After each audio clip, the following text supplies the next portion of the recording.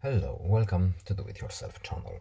Today I will show you where to find the option and how to turn on Eye Comfort Shield function in our Samsung Galaxy A55. The easiest way to do it is to swipe from the top again, and here we have our Eye Comfort Shield. We can turn it on from here. Of course, if this shortcut is not here for whatever reason, we can go to our settings, then in display options menu we have our Eye Comfort Shield. This is the same option right here. When we open this function, we have a few other options that we can select. We can leave at adaptive, or we can use custom, and we can change a few options here as well.